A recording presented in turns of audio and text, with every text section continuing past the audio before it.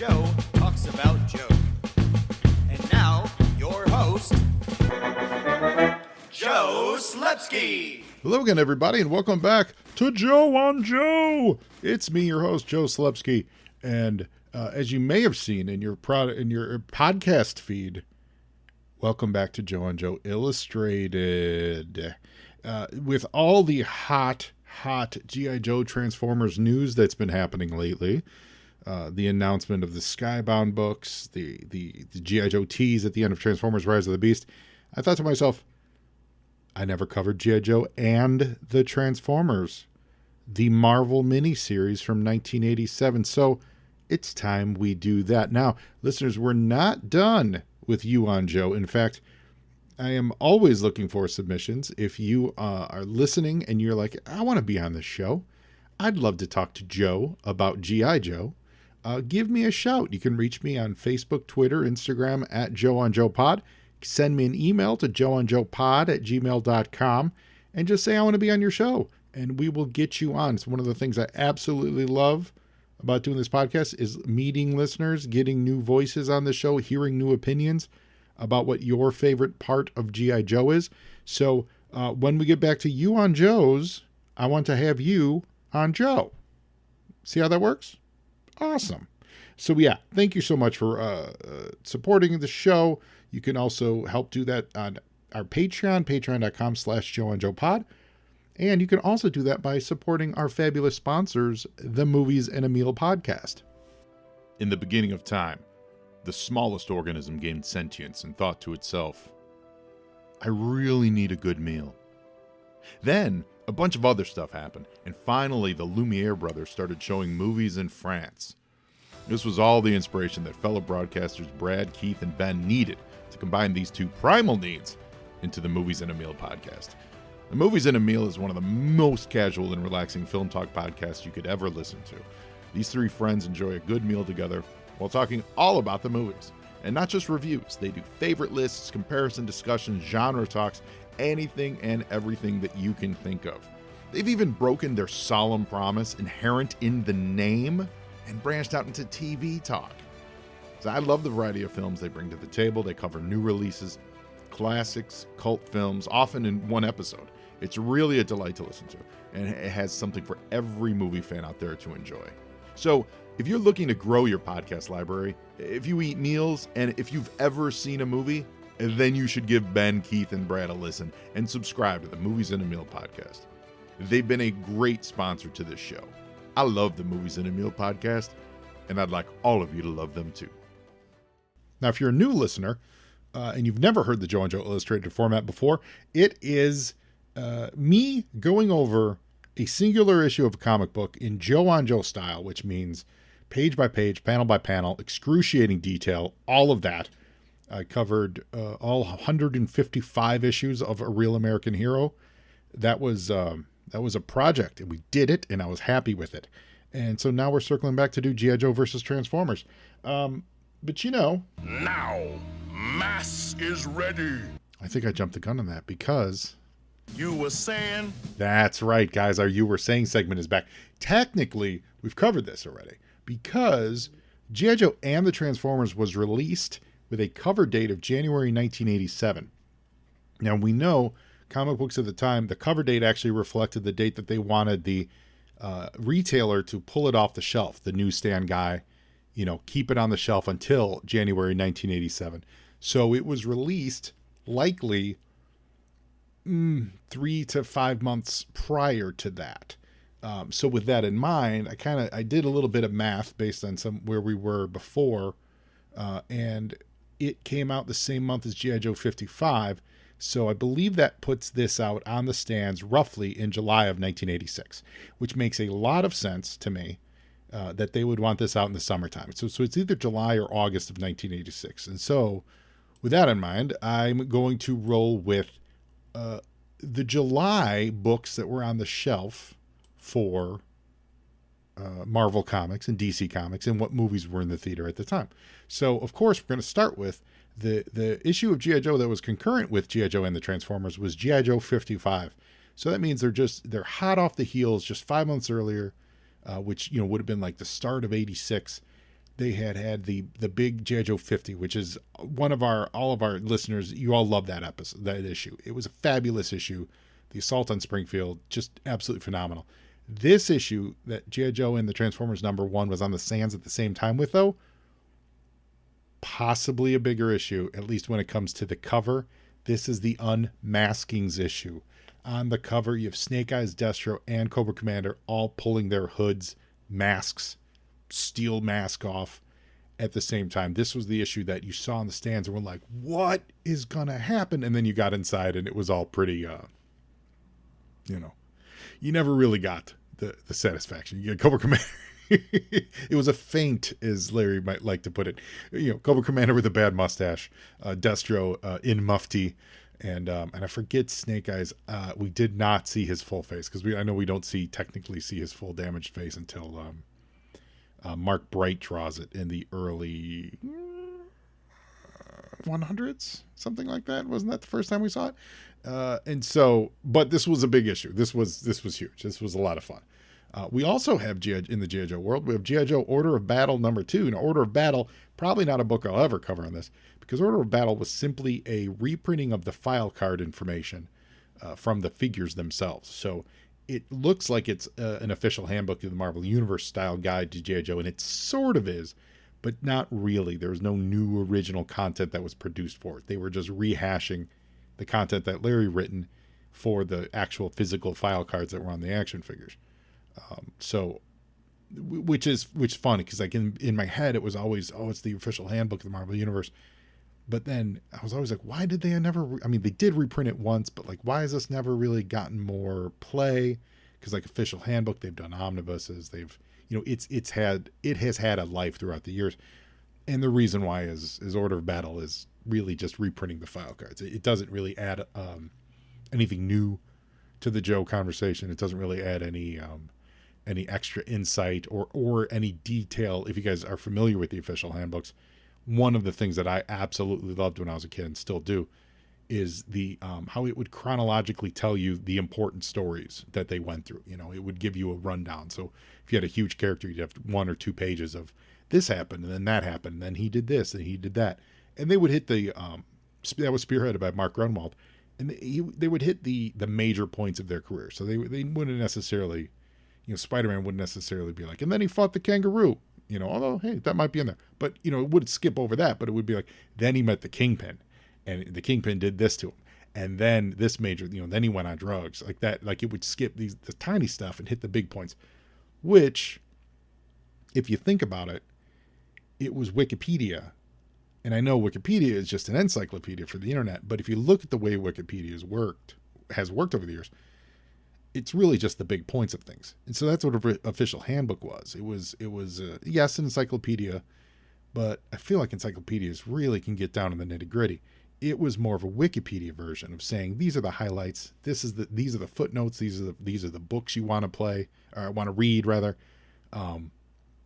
In G.I. Joe Order of Battle just wasn't that. G.I. Joe Order of Battle was just a cool gallery of pictures, though. Some really nice new artwork in there. But otherwise, the data was just file card stuff. So long way to say amazing covers on Order of Battle, but not really the kind of in-depth encyclopedia that we would get a couple years later. And we've gotten over the years as far as like printed books and everything. But at the time, that wasn't. It didn't really fit that bill. So if you do listen to this concurrent with G.I. Joe 55, I don't remember what issues I covered during that time. So I'm just going to say, real briefly, Chuck Norris #1. I'm sure I covered that. That's awesome. Daredevil's fighting Sabretooth in issue 238, and that's part of the Mutant Massacre, the X-Men Mutant Massacre, which is currently being echoed in the X-Men, the current X-Men line, the Krakoa stuff. Which, if you look at what they've done with Krakoa, the whole storyline, they've echoed all the big storylines of X-Men past, but they've reimagined them for the future. They did Inferno, they did. They do like an Extinction Agenda kind of thing. I mean, they've hit a lot of the same like themes, and now they're hitting Mutant. Now they're doing Fall of the Mutants, sorry, and Mutant Massacre and all that stuff. So, which I'd be okay if they wrapped up the Krakoa stuff sometime soon. I'd be all right with that. Just throwing that out there. Let's see. Let's see. Oh man, Labyrinth #3, the comic book adaptation of the movie. We just watched that over this weekend. Toilet Teal and I hadn't seen Labyrinth in forever. I forgot how crazy that was. I forgot that it was all participated in with like Terry Jones wrote it. You know, the whole Monty Python crew. So there was really some pretty funny stuff in it. I think obviously I lumped that in with Dark Crystal, and Dark Crystal always kind of still snoozes me. I love I marvel at the imagination of it, but I enjoyed Labyrinth. I enjoyed our revisiting of Labyrinth. That was pretty good. Masters of the Universe 5. These He-Man comic books are heating up in the back issue market. If you have a Masters collection, hold on to it. They're not getting any cheaper anytime soon. There's no reason to move them. Good copies of the Masters of the Universe can fetch you a couple bucks, and that is absolutely sure. The He-Man contingent is out there.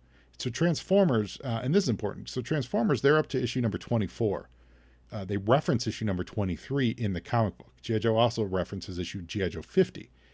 They also reference Transformers number 19 in this issue. We also have the Transformers movie adaptation, issue number 2. And in the same vein as Order of Battle, we have the Transformers Universe issue number 2. This is a big year for G.I. Joe and Transformers properties. You know, with the animated movie that came out, that was 87, right? It was a big deal. It was a big expansion time for G.I. Joe. The line itself was huge. The 87 line was an amazing line. 86 was great. So this was a real good time. So to see like 3 Transformers books on the shelves in the summer of 86, 3 for G.I. Joe, that's really cool. Over in X-Men 213, the other notable book is Wolverine versus Sabretooth with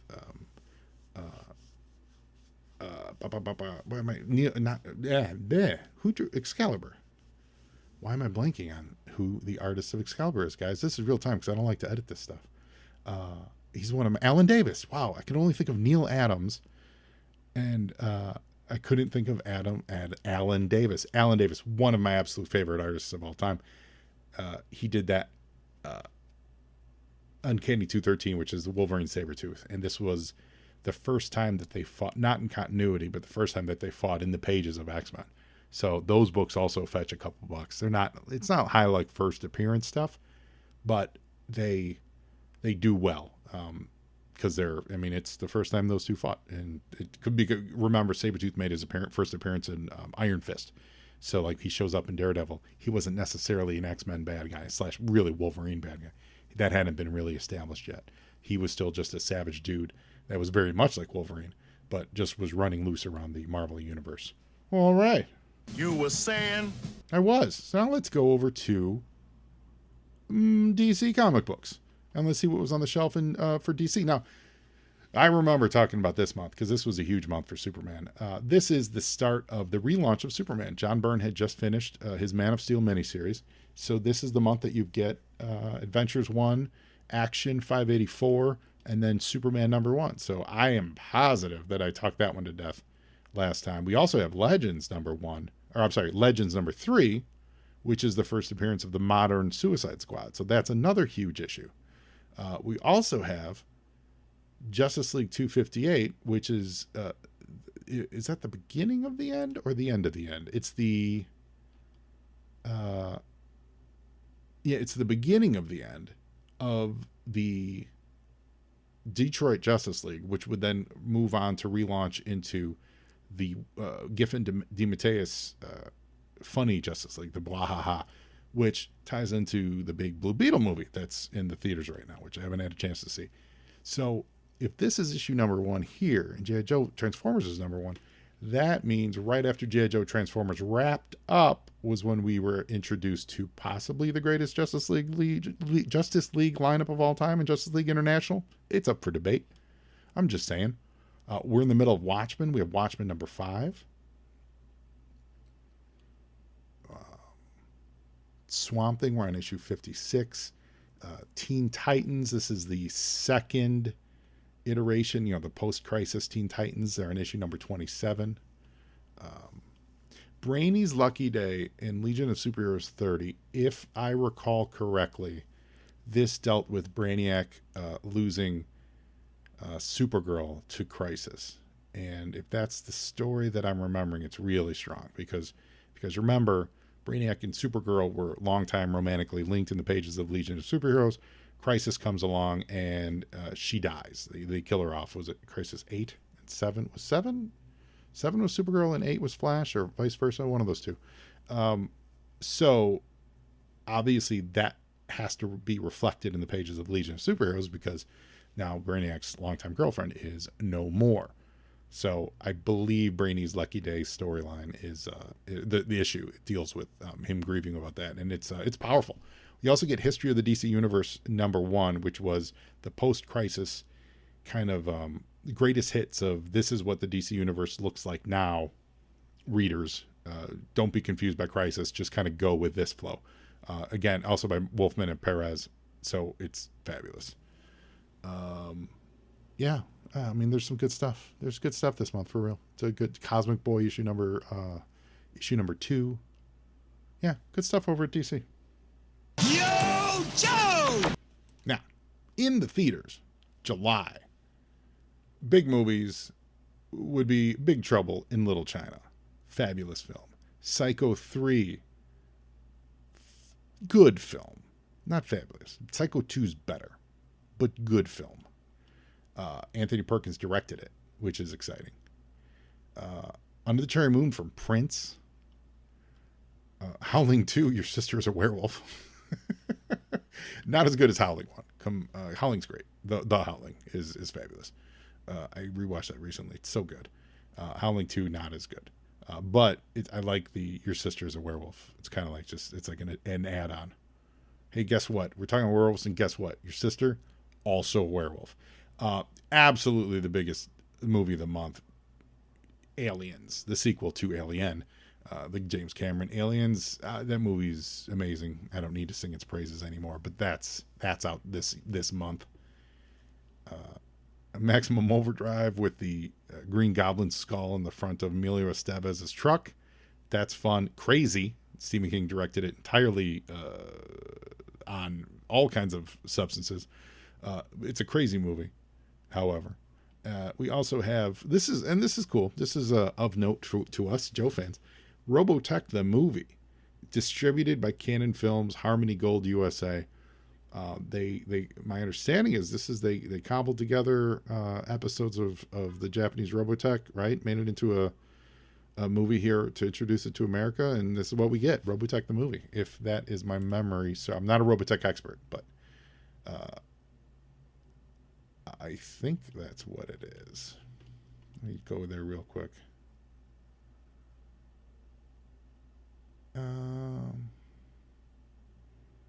Yeah, that's what it seems to be saying. That they were originally going to just do a straight dub of an existing Robotech episode, and then yeah. So to be fair, there's a lot of details about Robotech that are weird, as far as weird for me. Like what Macross is different from Robotech, or like they're different. They're two different cartoons, but then they put them all under the label of Robotech. There's something like that. I'm not a Robotech, expert, but I do remember digging Robotech quite a bit. So yeah, that was in theaters at this time. Now, mass is ready. Now it's time to get into it. We're talking G.I. Joe and the Transformers. I am reading it from the excellent IDW trade paperback where they collected all the G.I. Joe Transformers crossovers. With this in mind, I feel like the colors are a little weird. Just in some of the line work, it seems like they literally scanned from the existing comic book pages, which is probably very likely, and cleaned it up, just based on some of the scans. So I don't think these are like cleaned up, Photoshop files, things like that. So, but it looks good. And listen, the fact that they were putting out trades of G.I. Joe Transformers makes me very happy. So, written by Michael Higgins, not Larry Hama. That's huge, guys. That's huge. So this is a big part of the G.I. Joe, it's a big part of the discussion here. So this series is written to take place in G.I. Joe Real American Hero continuity. 100% is. They reference the other issues, absolutely. It is written very much like an episode of the comic, or I'm sorry, an episode of the cartoon, an adventure in the cartoon, with comic book stylizations. But it's not written by Larry. And so there's some major personality stuff, such as, spoiler alert, Hawk gets a romance letter, that Larry never references again. Larry never references it. I believe I've read that he doesn't, like he in his, he's just never included this. However, it is obviously part of the continuity. And later on, when the Transformers would show up in the later issues, like the Ninja Force issues of G.I. Joe, there is a familiarity there, like they've met before. They don't literally reference this adventure, although something about that I'm feeling there was a moment where we caught a reference to it. They said something like, we met before, and that I may be making that up. I don't know. It's been a while since I did those issues. But this is a weird, it's almost like a what if, but it stays within and works within the continuity for both series, by the way. The rules apply here. Same rules apply to G.I. Joe and the Transformers. If you've never read the Transformers comic book, it's pretty good. Bob Budiansky wrote most of it. It's enjoyable. I've got them on digital, and I think I've read through issue mid-40s. I need to go back and finish that up. But it plays like a Marvel comic of the 80s. It's more serialized than G.I. Joe was, for sure, and it's definitely less mature in the characterization than G.I. Joe was. Larry gave the Joes more life, my opinion. He gave the Joes more life, and there was more of the ongoing saga versus Bob Budiansky on the Transformers stuff. The robots were robots, They had personality for sure, but the human characters took a lot of the spotlight. And it totally works, but I think that's kind of a key difference, where Larry was building a mythos. Transformers, they were kind of going on adventures. But they both have a lot of the same spirit, and a lot of the lore that Transformers fans love to this day was created in those early pages of the G.I. Joe, or the Marvel Comics Transformers comic book. So that is no shade in any respect to it. It's a good comic book. It's a well-made comic book. I absolutely would put it on par with the quality that they were putting into G.I. Joe. So that this also sits alongside that continuity, and you can piggyback in and piggyback out. However, there is a major thing that happens here that relates to the Transformers that is absolutely carried into the continuity. So you can't have this adventure for Transformers. You can't have the normal continuity without this adventure, is what I'm saying. It revolves around Bumblebee, and it starts this issue, and we'll get to it. And we'll jump to it because it's literally the cover. The cover is Bumblebee is by Herb Trimpe, and it's fabulous. Is getting all blowed up. Bumblebee gets blowed up really good by none other than G.I. Joe. So and that happens in the book. There's no spoiler. It's not a feint. It's not a dodge. Bumblebee dies in this book, and he gets later brought back in the comic books as Goldbug. Is it at the end of this one that he gets brought back? This miniseries, spoiler alert, is he brought back? I'm just going to jump ahead a little bit. I forgot to check that. He comes back in the pages of this as Goldbug, but then he is then Goldbug in the Transformers book, right? So they have to say, well, yeah, it has happened during G.I. Joe and the Transformers. So it's continuity, guys. That's the way I look at it. And they pull a lot from whoever, Michael Higgins, when he wrote this, he absolutely was paying deference to the Larry stuff. The Dreadnoks are the first act of this, and we're going to get into it with Yo, Joe! Page 1, Blood on the Tracks, written by Michael Higgins, Herb Trimpe artist, it's gorgeous, Vince Coletta inks, Joe Rosen letterer, Neil Yomtov colorist, Bob Harrison, Don Daly editors, and Jim Shooter editor-in-chief. As I was reading that, saw Vince Coletta on inks. It made me think recently, I just heard that Dan Green passed away. Dan Green, you guys probably know him most. He inked Jim Lee's X-Men work.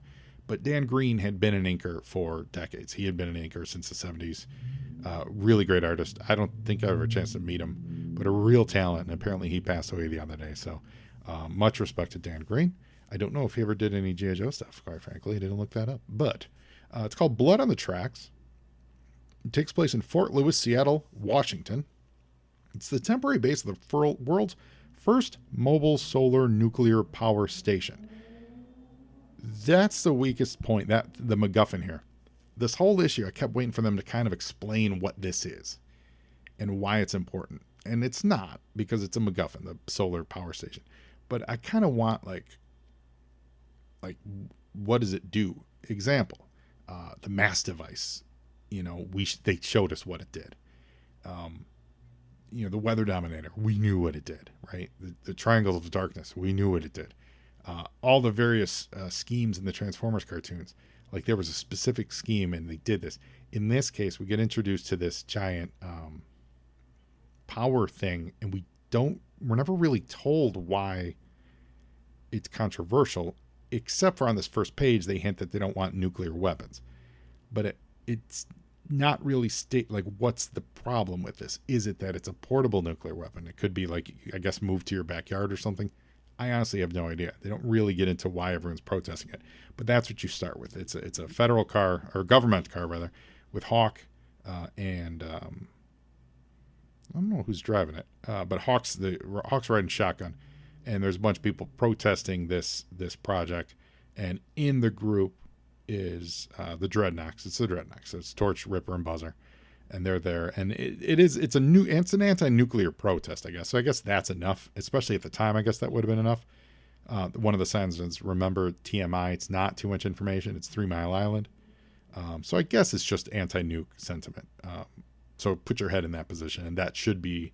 I guess they thought that was enough to kind of get people against it. However, it seems just so much more. It's a transforming portable nuclear reactor, I guess. And then there's a woman with a little kid that is kind of shoehorned in here. Her son Anthony, because later on, of course, he becomes collateral damage, so he's a little important. Yo, Joe! We also nice 2-page spread here. We get a little bit of Roadblock's crotch, but it's nice panel layout. I'll say this by Trimpe. Because he's got Roadblock holding his Modus, and that Modus carries your eye across the screen as we get this wide shot of this really kind of weird looking squat spaceship nuclear reactor something. It's weird. Like Hawk calls it a thing of beauty, and it is anything but beautiful. I gotta say, it's awkward looking. It's really weird, but it's also drawn in the proportion that you could fit onto a square comic book page. It's short, it's squat.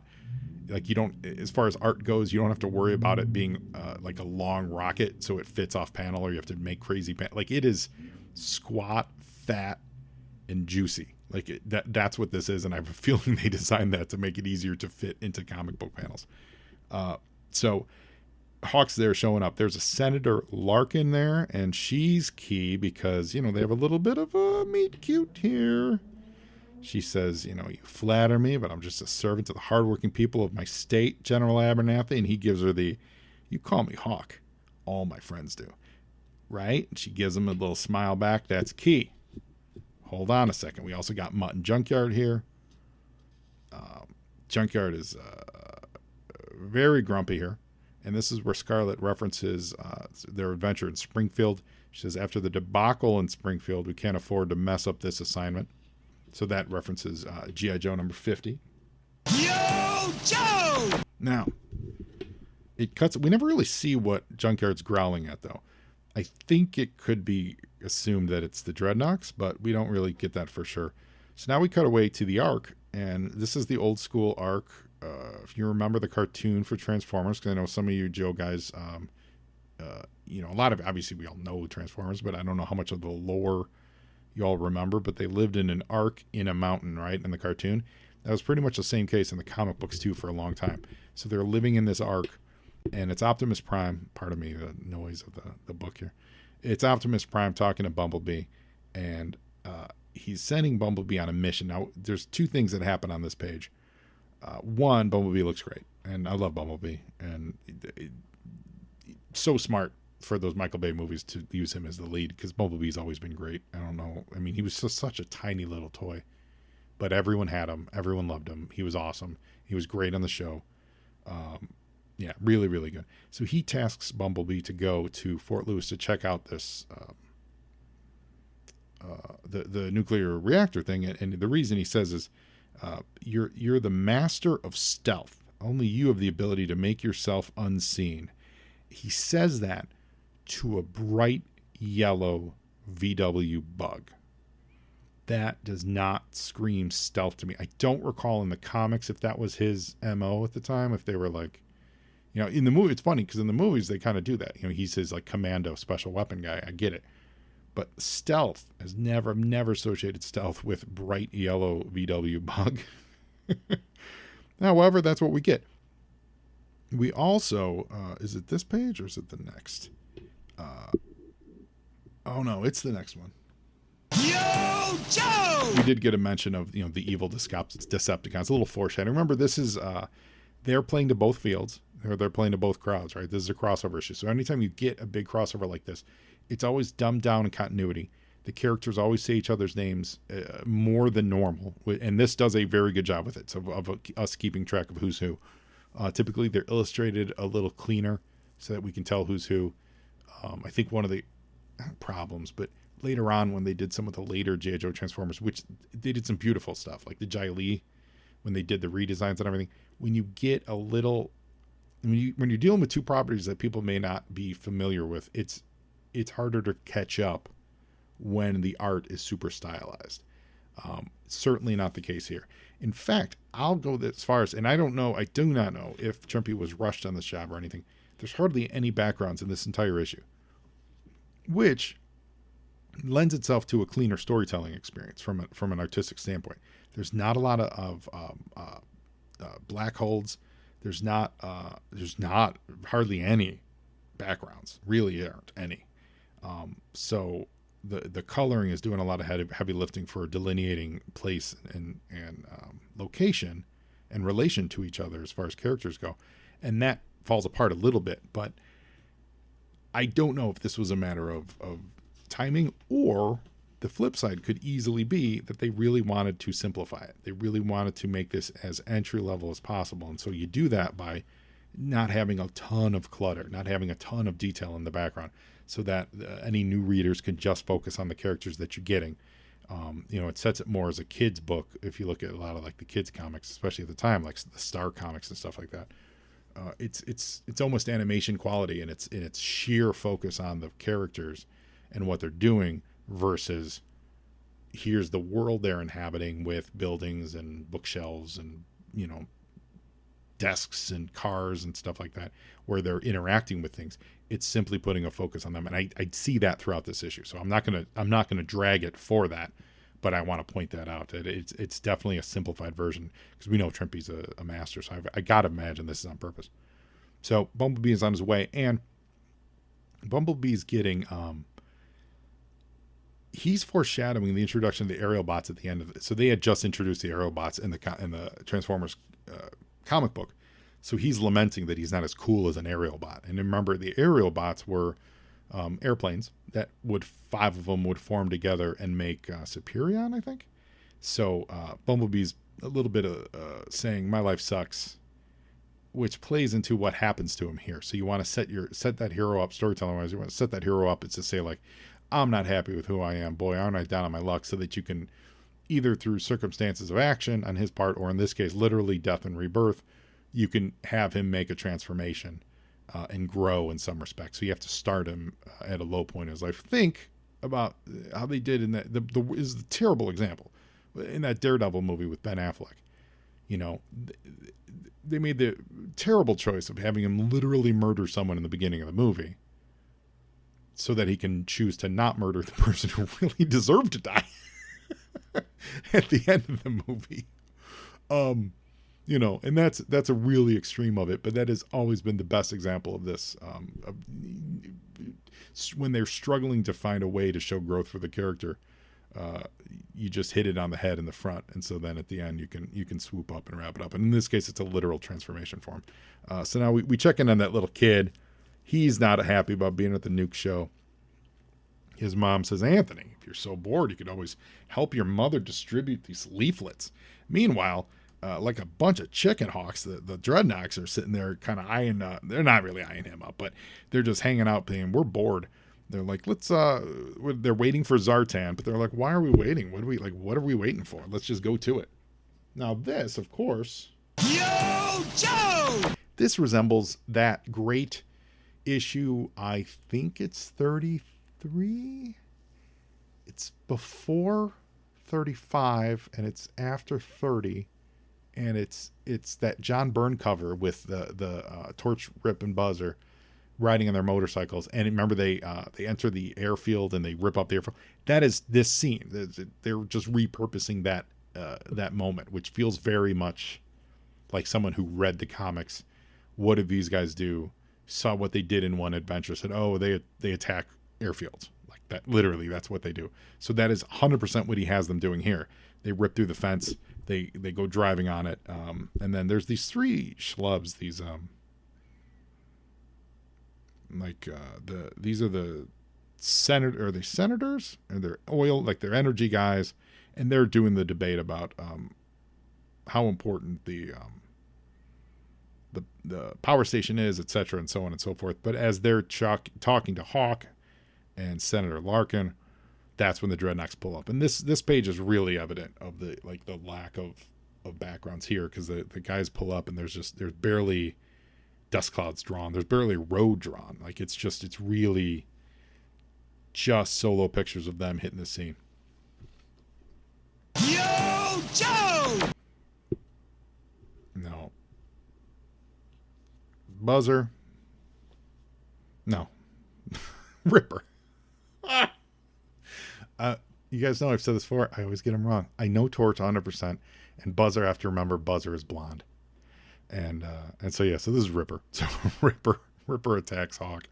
Hawk makes away. And then this top panel here with Hawk and her running, there's no floor, there's no ground, there's no air.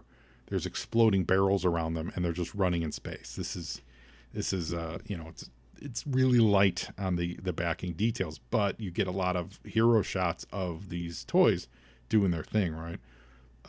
Roadblock and Beachhead, they get in the mix.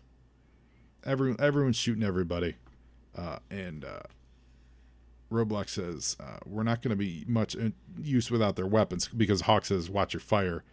We don't want to hurt any civilians, nor do we want to hurt the power station. Yo, Joe! So Torch shoots his torch at Junkyard. You monster. And Mutt responds with a nice spray from his Uzi. Beachhead, it's just a lot of action. It's a lot of, everyone gets their moment. And this again speaks to we're going to highlight these characters for people who may or may not be familiar with them, right? Mutt name checks Junkyard. Beachhead name checks Hawk, talks about Hawk. Scarlet name checks who Snake Eyes is. Things like that. Snake Eyes, he throws Ripper. I think he gets Ripper, rips him off the battle. And Snake Eyes, by the way, in his amazing V2 look. So God bless him. Yo, Joe! Buzzer has one of those senators, one of those schlubs, and that's the thing. Like everyone in this story, it's pretty economical. Everyone's introduced to be a purpose, right? The little kid is, you'll see it comes into play. The senator, they needed someone for a hostage here to let the Dreadnoks get away.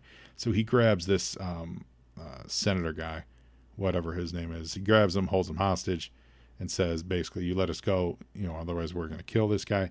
And Hawk says they have to let him go because the Dreadnoks are free to go just as long as they don't harm anyone. If they do, they're dead men. So the Dreadnoks grab their weapons and ride on out. Hawk grabs the congressman, and then Roadblock says, are we really just going to let them right out of here? And Hawk says, of course not, but the safety of these VIPs come first. Hawk always with his eye on the mission. Yo, Joe! Meanwhile, on Cobra Island, and this is another moment that feels very much like the cartoon, but also very much like the early days of the G.I. Joe comic book. Where it's like the whole contingent of Cobra High Command is hanging out. It's Cobra Commander, Zartan, Baroness, Mindbender, Serpentor's even there, and Commander's in charge at this point, although he does reference Serpentor, trying to make some moves. He says, with Serpentor's intent on usurping my authority, this is a scenario I can ill afford, blah, blah, blah. So he says, contact Zorana, tell her to pick up those incompetent buffoons immediately. Don't let them ruin this thing for me. Because they were interested, the Cobra is interested in this, but they weren't ready to make their move on it. Now G.I. Joe knows that Cobra's into it. So we get some camera footage, like news footage of the Dreadnoks escaping, etc. Yo, Joe! And like a good cartoon, then we also check into the Transformer bad guys. So we also see Megatron here. And this is cool. Trippy did a really nice transition here. So we see that on the previous page, Cobra was watching, I imagine it's the news, images of the Dreadnoks on their bikes escaping and attacking and things like that. And that's how we know the Cobra Commander is paying attention to that. The last two panels on that page, one is Cobra Commander watching it, and then the other one is the same, it's not the same exact photo or image from the camera feed, but it's the same event showing. But we see, if you're paying attention, you see that the screen has changed. And so now on this page, it's the same, it's the screen, the new orange screen that it had changed to. So it's a transition that you would do in the cartoon. You would think it's like a camera zoom in, and then when the camera zoomed out, it would be, if you were doing that kind of move, it would be, you would zoom out. Now you'd be in a different location, but that they're watching the same thing, right? Or it just might be a hard cut, but then the camera would peel back and you'd see that it's a different group of people watching it, whoever the group's going to be, another set of bad guys or more good guys or what have you. So they're doing that here, and it's real subtle and nicely done. We see that Megatron, and this is old school Megatron in his Luger, gun transformation form where, they defy mass and stuff, and he gets smaller when he transforms, all that stuff. He's watching the same feed as them.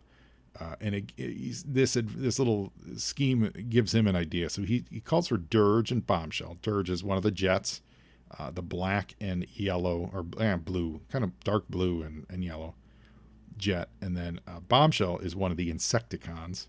So those were literally the insects. There were three of them.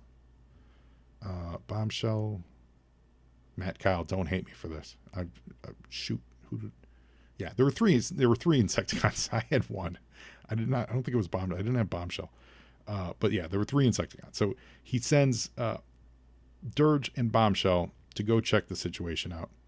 And, when the Insecticon, Bombshell, when he transforms, he also does the matter shrinking thing, which again goes back to the very first episode of Joe and Joe, when I realized the mass device also has an element of transformation, which is what was happening with the Transformers at the time. They were losing mass, right? So where's that mass going? And how is the mass device, what's it doing with all this mass, like this matter? And one of the element that they got, that asteroid, it was in a lava filled volcano.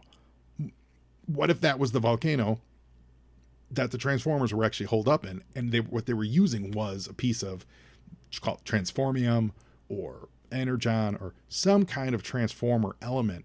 That's what Destro used to power the mass device all the way back in the day, tying them into their adventures from the start. I'm just saying that theory was first put out here on Joe and Joe 7 years ago.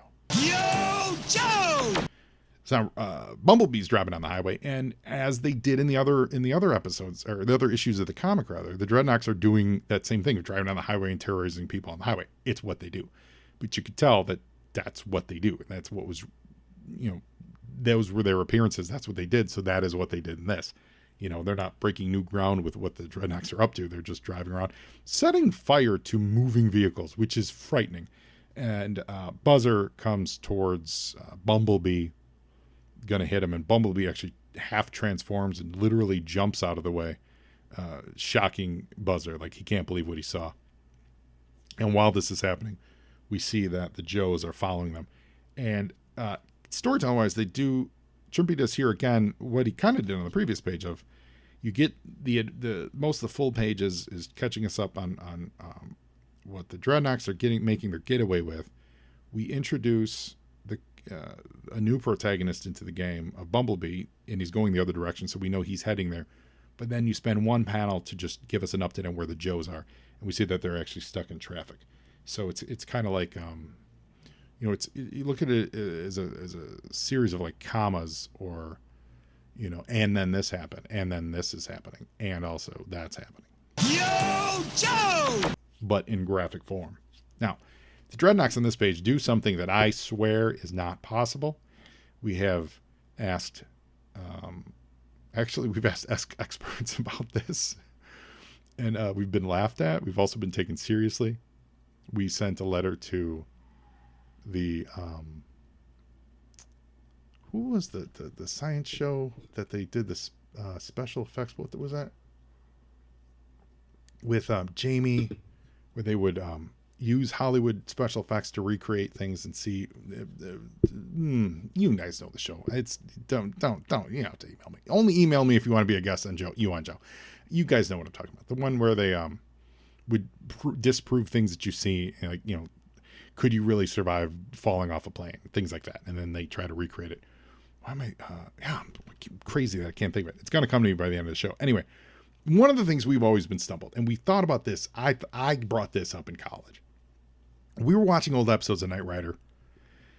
Michael Kidd could never have driven up onto that flatbed truck at the speeds that he was shown going. Now, we know that they accelerated the film, right? I get it. And we know that they did it in real time.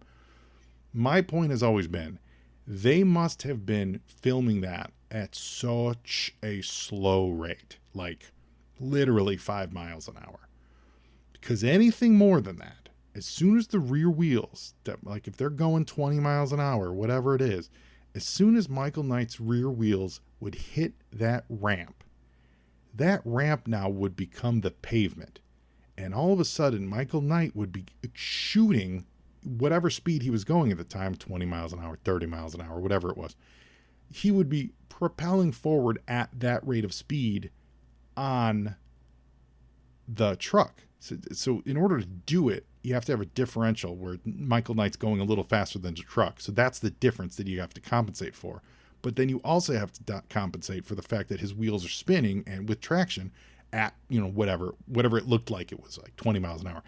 If you're doing it 5 miles an hour, you have enough time to stop and slow down. But I would imagine if you're doing it at the speeds that they would show us on Knight Rider, he would have completely smashed Devin. And what was the girl's name? Anyone that would have been in the back of that Knight Industries 2000 semi, that truck, that car would have catapulted into the back. I'm not saying you can't do it. I'm saying you can't do it without murdering everyone in that truck. So the Dreadnoks are doing it here. And it seems like they're not slowing down. They're driving onto the back of this semi-truck with Zorana waiting in there. And as soon as they hit the back door of that semi that is bouncing along there, their bikes would leap forward because the ground now is not, it's different. Like it's now they're moving as fast on that truck as they are on the asphalt. They're not just moving at the speed. They're not catching up to the truck just at the differential speed that they started with. I hope that makes sense. I hope I didn't lose all of you. This has been something that has been bothering me and fascinating me for years. The best example, or the best answer we ever got was someone who didn't understand. They got what we were saying, but I think they thought we were taking it too seriously. And their response was, well, you would ruin the car because of the differential and all that stuff. Like the torque would, like, you know, it would throw your axle or something. I don't know enough about cars. Like it would somehow ruin something with the car drivetrain. I don't care if it does at the drivetrain. I don't care if the car breaks. That's never been my concern. It's more about how are you not hurtling to your death as soon as you hit that door? Like that just your front wheel would be fine and you'd be keeping pace with it because you're still just going the differential, 1 mile an hour. But as soon as your rear wheels hit, you'd rocket forward. Anyway, long way of saying the Dreadnoks drive into a truck. Yo, Joe! Now, Zorana's in there, and she's, as always, taking charge. I love Zorana. She's always great.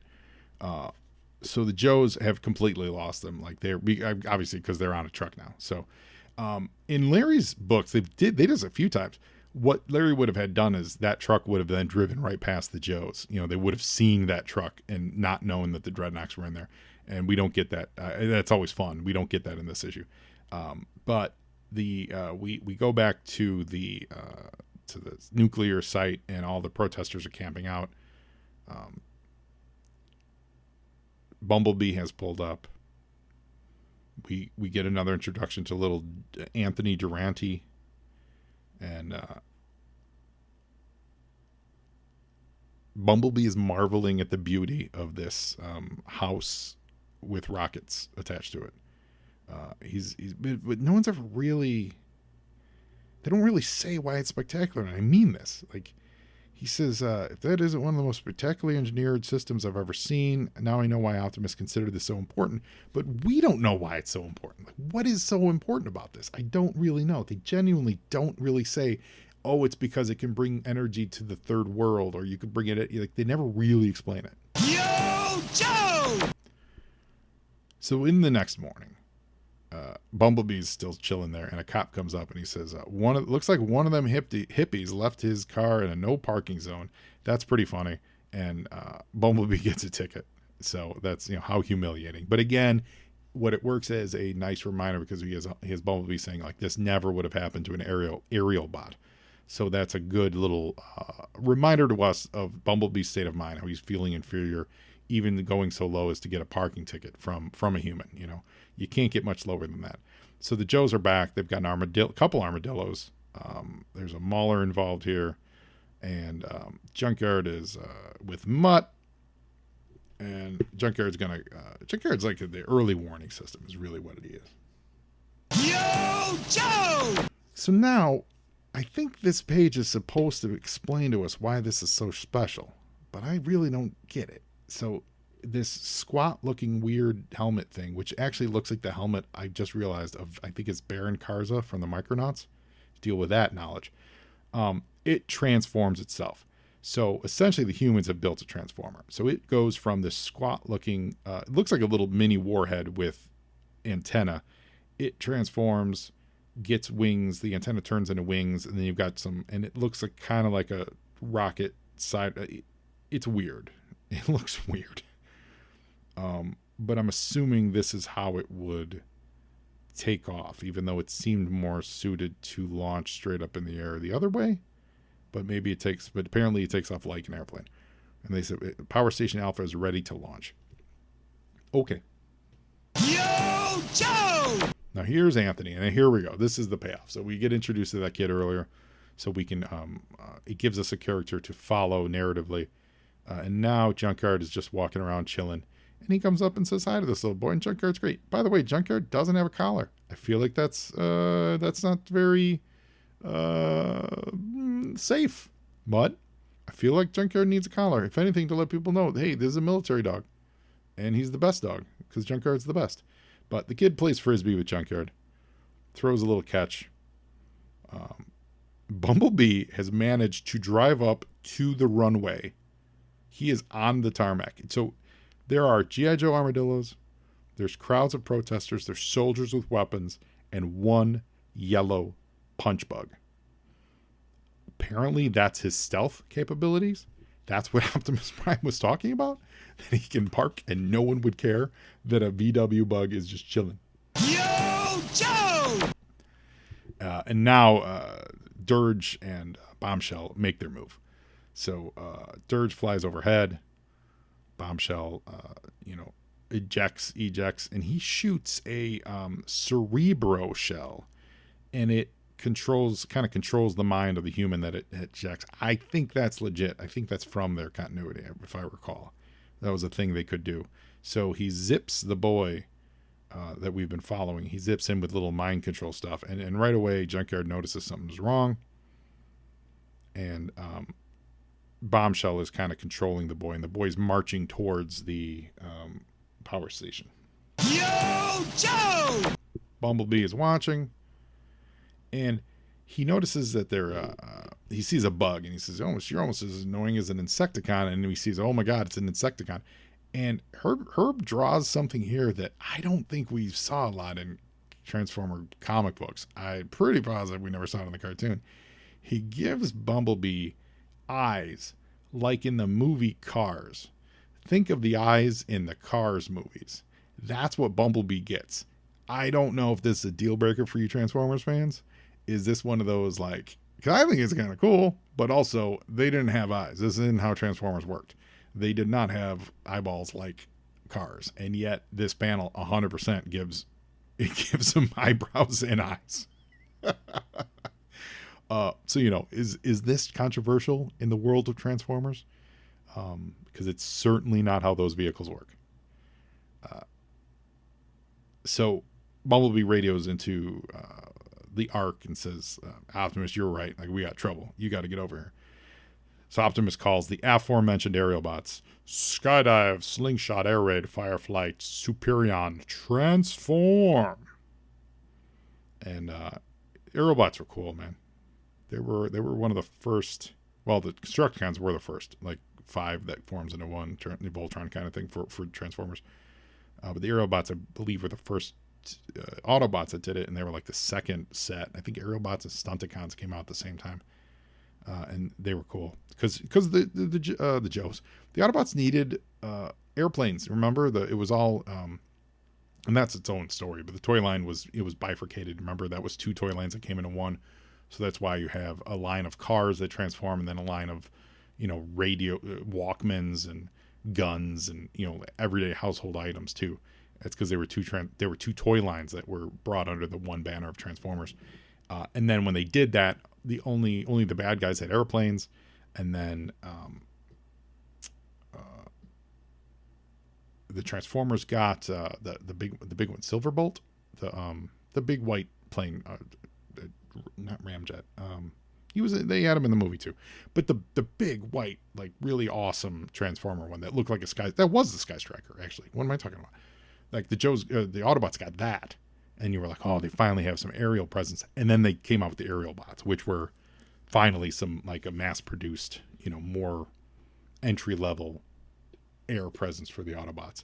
It's why they have them flying in the cartoon, because none of them were jets.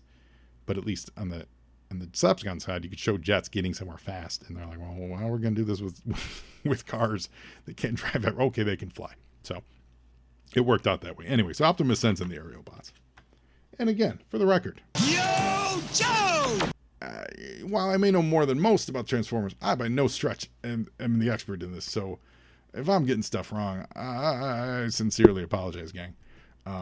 So Bombshell's got this little Anthony kid. He's got him brainwashed, and he's gonna have him get crushed by the big tread of this power station. Think of the space station when they have to drive it from after it lands, and they have to actually before it launches they have to crawl it from the gantry to the launch pad, and like if you ever paid attention to that stuff, it takes like 3 days because they move like 3 miles an hour, and how big those treads are. That's what this is, and this kid is going to stand in front of it and get crushed. Junkyard is flipping out, loses his mind. Bumblebee sees what's happening. He can't reach him. But he says, I'm sorry, Optimus Prime, I failed you. I have to, reveal myself in order to save this kid. So he transforms in front of everybody. So now the world has and in this world, they mentioned earlier in the book that there were reports of Transformers, but this is like a public appearance. So this is a big deal. So Bumblebee saves this kid. Snake Eyes jumps into action. You see him swooping up. You don't really see what he's swinging on. which is fine. I don't need to know that, but I don't know what he's swinging on. Anyway, Snake Eyes jumps into action. He jumps into the cockpit to turn off this the Caterpillar drive, or the drivetrain, but the cockpit's empty. Who was driving this? First of all, like, what was it? Is it all automated? Like, if it's all automated, why is there a seat for someone to sit in? Where's the crew? Like, Bombshell didn't do anything to the space station. He literally just told that kid to get in, that, go kill yourself. He didn't take over the space station. So who was driving this thing beforehand? And I'm not saying whoever's driving would have seen the kid either. I'm saying, what happened to the crew? Because Snake Eyes punches in there. He stops the vehicle. And the Joes are like, that's a giant robot. And they think he's attacking the boy, right? The mom's freaked out by him, so they all give him a freeze, Yo, Joe! Roadblock gives him, I don't know who or what you are. We're not going to let you sabotage this project. We're firing at, whatever that thing is. That's what someone said. Who said that? Is that, it's Beachhead. Yeah. Beachhead's like, shoot first. So the senator and Hawk, their senator's like, we can't take any chances with that thing, that awesome creation does not fall in this creature's hands. So Hawk says, you heard the lady. No time for debate. Guns up, boys. And Bumblebee is like, hey, I'm just trying to, you don't understand. Yo, Joe! Rest in peace, Bumblebee. He is completely destroyed by the Joe Armadillos. His arms are laying down the ground. His head says, I have failed. Like, Bumblebee's last thought is, I'm a failure. Bumblebee gets got by G.I. Joe. There's no two ways about it. And now, while this happens, Bombshell does finally make his way into the power station. So he does fly. So now they are going to commandeer the power station, right? But before that, he hadn't done that. Yo, Joe! So after the crowd has been dispersed, Hawk says basically the power station has been returned to the base, test has been postponed, etc., so on and so forth. They're going to collect all the pieces and analyze this. And Scarlet's like, we don't got a chance because 5 unidentified jets are approaching, and as they do, they all transform and they become the giant robot, Superion. And so remember, Superion is what, like literally, if let's see, it'd be 1, 2, he's at least 3 times as big as Bumblebee. If Bumblebee and Bumblebee was short for Transformer anyway, so he's at least 3 times. I'd say he's probably 4 times as big as Bumblebee would have been. So that's it. So now the Joes have to deal with Superion, Bumblebee's big brother. I loved it. This is a great issue. This crossover is so much fun. I really enjoy it. I'm so glad I'm getting around to doing this. I can't wait to cover issue 2 next week. Hope you guys are enjoying this little revisit back to Joe and Joe Illustrated. Remember, again, if you want to be a guest on You and Joe, please reach out. Facebook, Twitter, Instagram, at Joe on Joe Pod, and just say hello. And we'll get you on this show nice and sweet. Also, I'm just going to say this because I like getting stuff out there because it forces me to do it. I'm not saying a single word about what it is, but I got big plans for Cobra Convergence 8 next summer. Hold me to it, kids. Anyway, that's it for now. You guys are all the best. Thank you so much for listening. And now you, Joe, and Joeing is half the battle.